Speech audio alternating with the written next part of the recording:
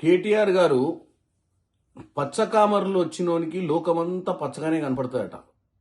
మన 10 ఏళ్ల పాలనల రాష్ట్రాన్ని దోసుకున్నాం కాబట్టి ఎవరు ముఖ్యమంత్రి కుర్చీలో కూర్చున్నా మీ టైంలో మీ నాయన ముఖ్యమంత్రిగా నువ్వు మున్సిపల్ శాఖ మంత్రిగా ఉన్నప్పుడు దోచుకున్నట్టుగా అందరూ దోచుకుంటారు.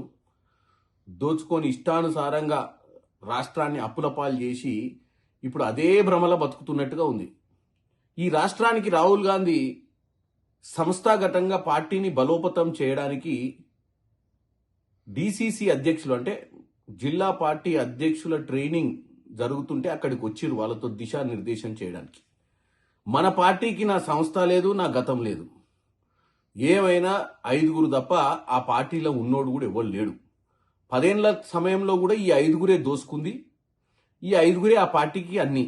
మా పార్టీ మీ పార్టీ లెక్క ఏది దోచుకునే పార్టీ కాదు, దాచుకునే పార్టీ కాదు. మా పార్టీలో అందరూ నాయకులే. ఇప్పుడు కొత్త నాయకులను తయారు చేసే దిశగా రాహుల్ గాంధీ గారు ట్రైనింగ్ క్యాంప్ కోసం వచ్చింది. అంటే మనకు ఎక్స్పీరియన్స్ లేదు కదా ఇట్లాంటి ట్రైనింగ్ క్యాంపులు, ఇట్లా జిల్లా అధ్యక్షులకు ట్రైనింగ్ ఇవ్వాలి, జిల్లా అధ్యక్షులకు సంస్థాగతంగా ఏదో చేయాలని. మనకేమైనా మన కుటుంబ పాలన తప్ప మనకి ఏ పాలన అవసరం లేదు. 1000 కోట్ల కోసం వచ్చిండని, ఏటీఎంగా మార్చిండని, తెలంగాణను 6 గ్యారెంటీలు ఇస్తలేడని ఈ చిల్లర బొల్లర మాటలు మాట్లాడుతున్నాం. రాష్ట్రంలో ప్రజాపాలన నడుస్తున్న విషయం ప్రజలకు తెలుసు.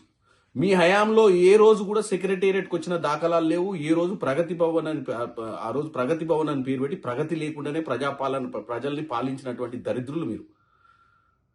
బ్రహ్మాండంగా ఉన్నటువంటి సెక్రటేరియట్ని గులగొట్టి ఎక్కడ ఏ మంత్రి కూర్చుండో తెలియకుండా పాలించిన మీరు ఇప్పుడు కేవలం పొద్దున సాయంత్రం రాత్రి నేను చెప్పినట్టుగానే ఇప్పుడు బామ్మర్ది వచ్చిండు, సాయంత్రం కల్లా బాగా వస్తాడు. ఈ మధ్యన ఇంకొక ఆయన వచ్చిండు. ఎవరు?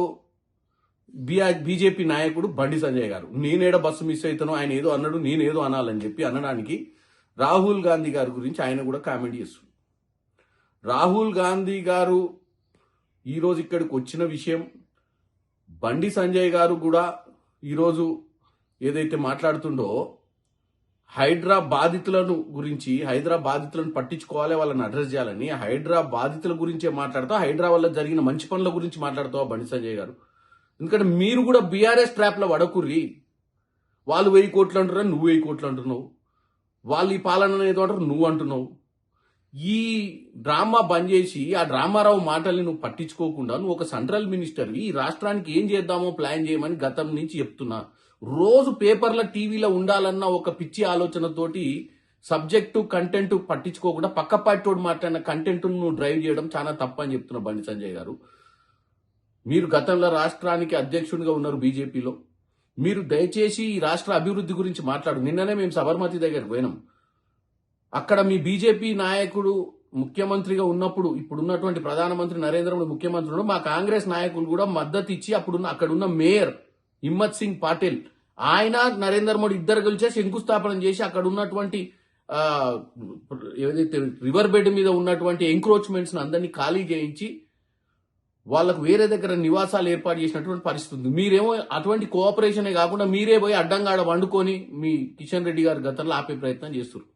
కాబట్టి నేను ఒక్కటే చెప్తున్నా, రాహుల్ గాంధీ గారు ఈరోజు ఈ రాష్ట్రానికి పార్టీని సంస్థాగతంగా ఎంపవర్ చేయడానికి, అంటే వాళ్ళని ట్రైనింగ్ క్యాంప్ అటెండ్ అయ్యి వాళ్ళకి దిశానిర్దేశం చేయడానికి వచ్చింది తప్ప గతంలో బీఆర్ఎస్ దోసుకున్న సమయంలో నిమ్మకు నీరెత్తుకున్నటువంటి బీజేపీ ఇప్పుడు వీళ్ళిద్దరు కలిసి మాట్లాడాల్సిన అవసరం లేదు.